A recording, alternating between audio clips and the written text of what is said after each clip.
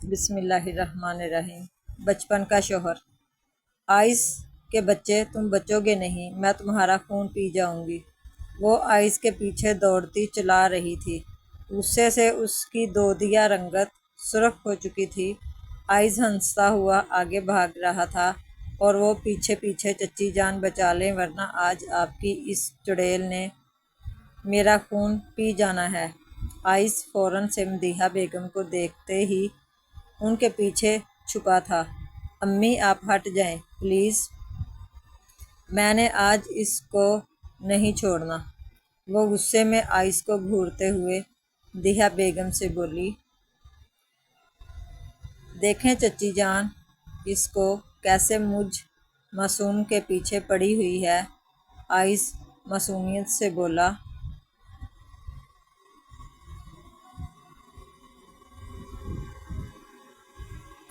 हुआ गया है, पहले मुझे कोई ये बताएगा? मदीहा बेगम ने उनसे पूछा।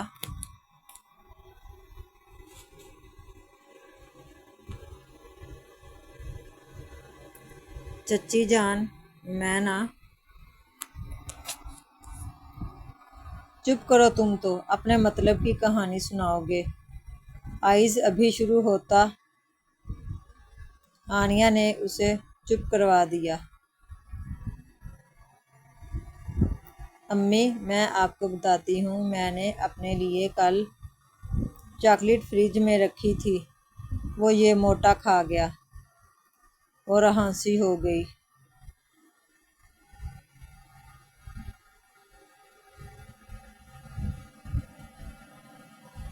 बस इतनी सी बात पर तुम पूरे घर में चीखती फिर रही हो। वो हैरान हुए बिना ना रह सकी।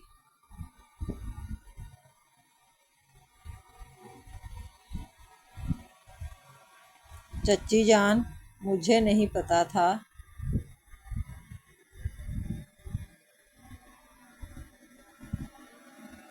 चुप रहो तुम। अम्मी इसको पता था कि वो मेरी चॉकलेट है, मेरे अलावा और खाता ही कौन है।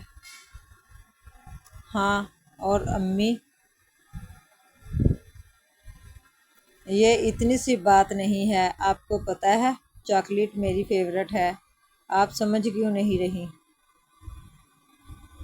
वो आइस को बोलने का मौका दिए बगैर गुस्से से कहती, आखिर में मदीहा बेगम से दुख भरे लहजे में बोली,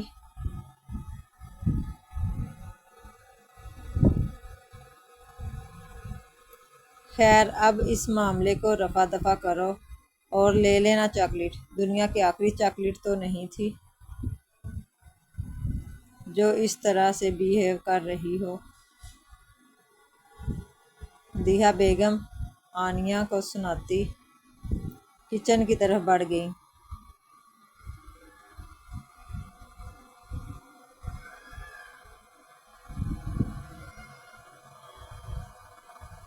हाँ, हद हो गई, आखिरी चॉकलेट थोड़ी थी। आइज ने इसे चिढ़ाते हुए लापरवाही से कहा।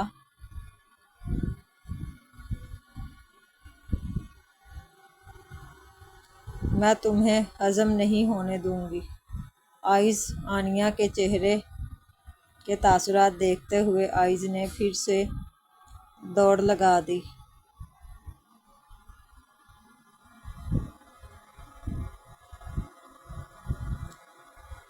इब्राहिम और फरदौस बेगम के दो बेटे और एक बेटी थी। बड़ा बेटा अहमद इब्राहिम और छोटा बेटा ज़फ़र इब्राहिम। बड़े बेटे अहमद साहब और उनकी ज़ौजा सानिया के दो बेटे थे, अरीश अहमद और आइज़ अहमद। अरीश जो कि BBA और MBA के बाद अहमद साहब के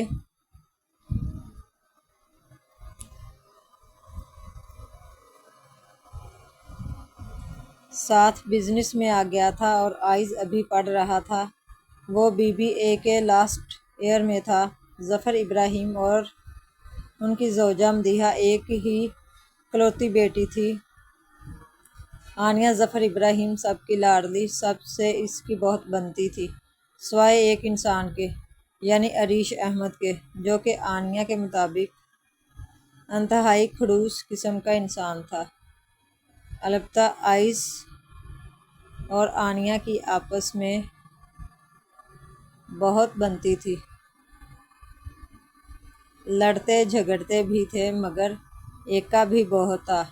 आनिया आइस से 3-4 महीने ही बड़ी थी। उसके बाद इब्राहिम साहब की एक बेटी राबिया थी। उनके भी 2 ही बच्चे थे, अरीज और सुबहान। अरीज आनिया से 1 साल ही छोटी थी और सुबहान अभी फर्स्ट ईयर में था।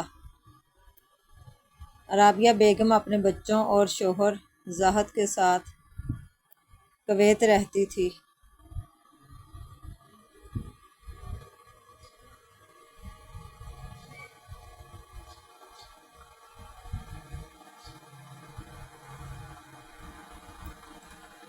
मेरा सर मत खाओ, आइस झंझलाते हुए बोला। मैंने तुम्हारा सर खाना भी नहीं है, आई समझ। मुझे आइसक्रीम ही खानी है। आनिया बजद हुई।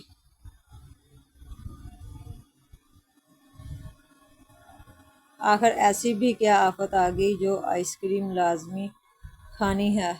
आइस लापरवाही से बोला।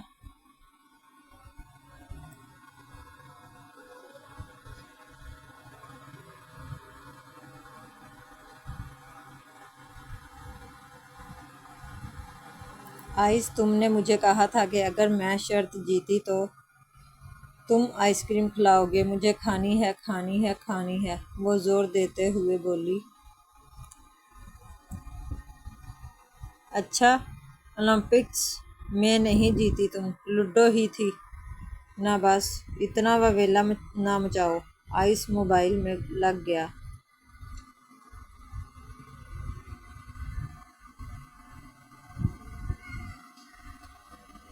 वो दोनों इस वक्त लाउंज में बैठे थे। आनिया सारा टाइम नीचे वाले पोर्शन में ही पाई जाती थी, अरीश के आने से पहले तक, और वो आइस के साथ लूडो खेल रही थी। जब उन्होंने शर्त लगाई कि जो हारा वो आइसक्रीम खिलाएगा, और अब आइस हार गया था। आनिया तब से आइस के पीछे पड़ी हुई थी, लेकिन आइस खिलाने से इनकारी था। वो आइस ही क्या जो सीधे तरीके से बात मान जाए।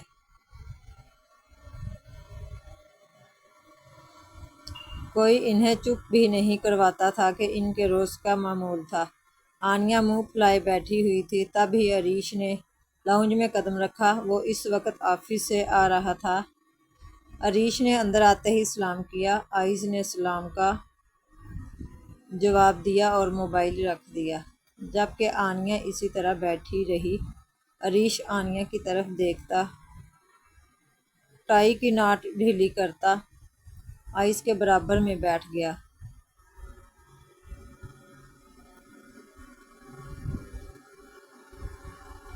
आइस, आज मौसम खराब नहीं लग रहा?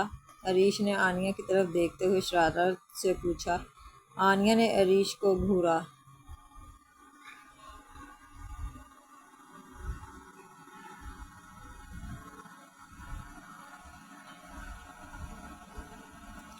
और आपका तो 24 घंटे ही खराब रहता है। वो गुस्से से पैर पटकती वहाँ से वॉकआउट हो गई।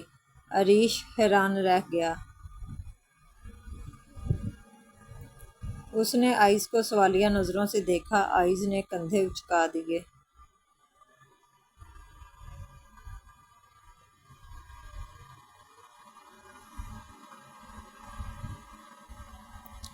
बाकी सब किधर हैं? अरीश ने खुद ही मौजू बदलते हुए इधर उधर देखते हुए पूछा।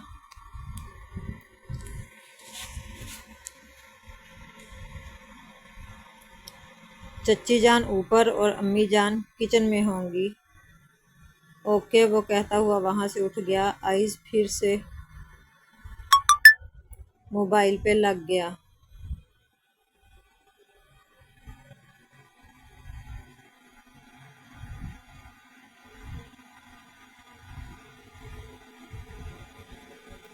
आए बड़े मिस्टर हिटलर, आज मौसम खराब नहीं लग रहा। आनिया गुस्से से अपने कमरे में इधर उधर चक्कर काटते हुए अरीश की नकल उतारते हुए बोली।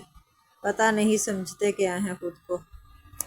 अरीश अहमद। आनिया की बात के जवाब में बड़ा महफूज होकर कहा गया। वो आवाज़ पर चौंक कर पलटी तो अरीश निचला लब दांतों में दबाए खड़ा था। इस वक्त वो अपने ऑफिस वाले हुलिये में ही था।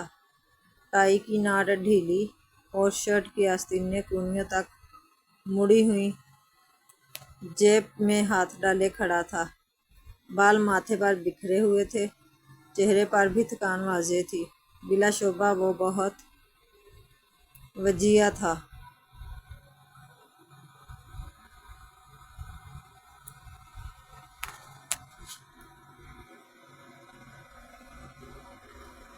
तो मैं क्या अचार डालूं आपके नाम का? आनिया चबा चबा कर बोली।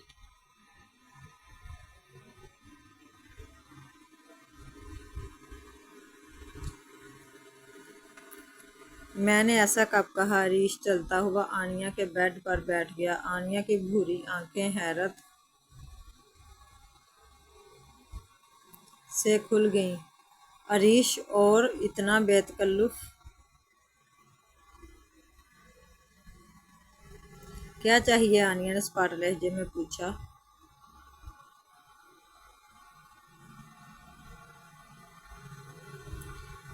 गुस्से में क्यों हो? अरीश ने उसका सवाल नजरअंदाज करते हुए नरमी से पूछा। वो दोनों हाथ पीछे किए बेड पर टकाए बैठा था।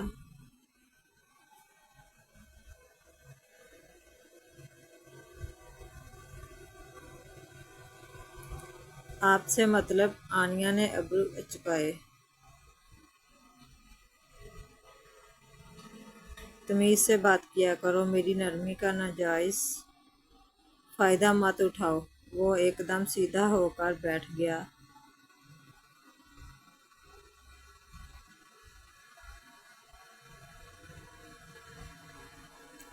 नरमी? कौन सी नरमी? कब की आपने? आनिया भी इसी के अंदाज में बोली।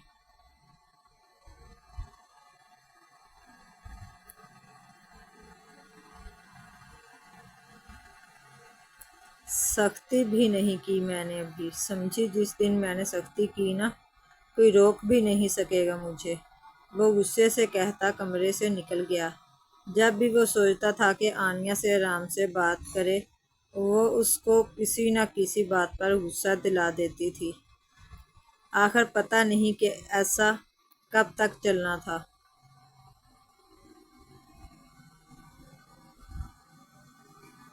हो ना आए बड़े, पता नहीं क्यों मेरे सर पर मुसल्लत कर दिए, फजूल का अजाब। वो गुस्से से सोचती बेड पर ही ढेर हो गई, जहां अभी कुछ देर पहले अरीश बैठा था।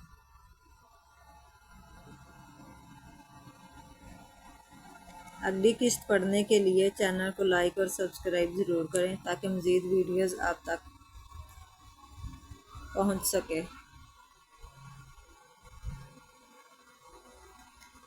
बचपन का शौहर पार्ट 2